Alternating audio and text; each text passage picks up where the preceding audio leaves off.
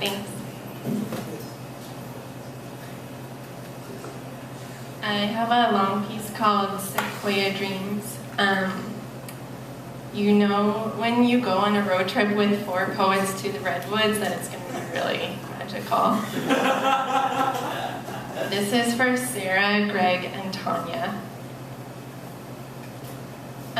In May 1874, Emily Dickinson wrote in a letter, "The broadest words are so narrow, we can easily cross them, but there is water deeper than those with no bridge."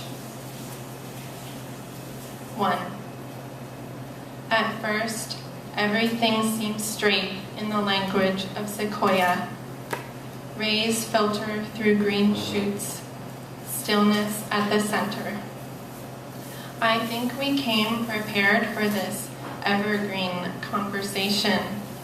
Maybe thought that their words would enter us, sun down through canopy, or that we might enter just when the small cones were exhaling their papery seeds. But their words are much slower than ours.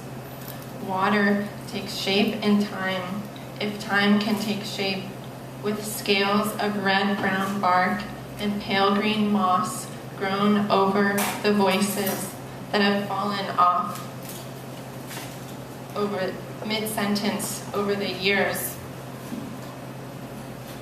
Small as centipedes, we climb over or through. From the road, we read all the signs folks have left to guide us into what they think we might want. The highway called Avenue of the Giants towards the oldest trees, preserved from fire though blackened by it, and carved into water, in air, and in tree. At last, freed from the bright, long drive, we find ourselves in shade. We climb into you, Sequoia, like rabbits. 2. First night of the journey, we drive to Guerneville straight from the ocean with an orphaned blackbird who found herself farther north than she'd meant to go.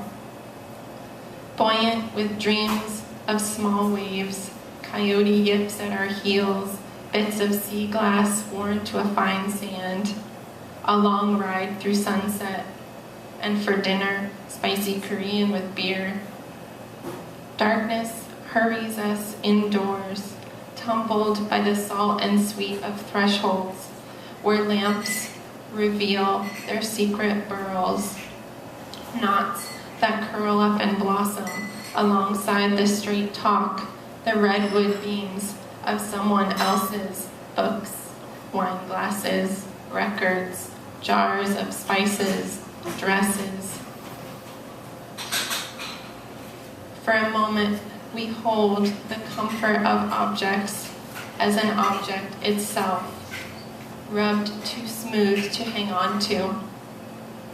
But then the bird catches our ears with tiny streams of sound, the kind meant to pierce through forest.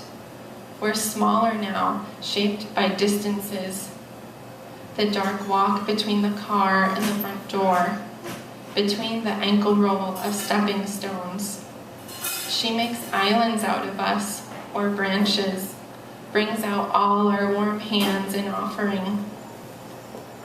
Even here, inside this small wooden house, there are shores, skylines pierced with sailboats, hungry birds, the beach at high tide, a chest rising on the inhale, waves that bite away and fill us.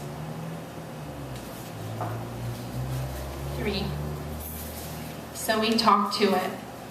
Smallest ocean among us, tell it how the sun wraps around the sequoia, cover and uncover it, skin on skin warm it. But before long, the lamp shadow licks the sleep into us, each rocking on the edge of secret doorways. Later, roaming the light dark of dream, we burrow into the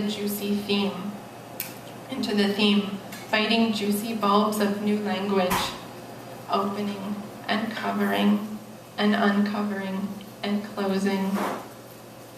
The cold nest on the bathroom counter floats, our fledgling suspended in the night. Its bruises deepen and the distance between us grows as it must. We are rabbits inside a hollow tree, and the blackbird opens eyes we don't know about.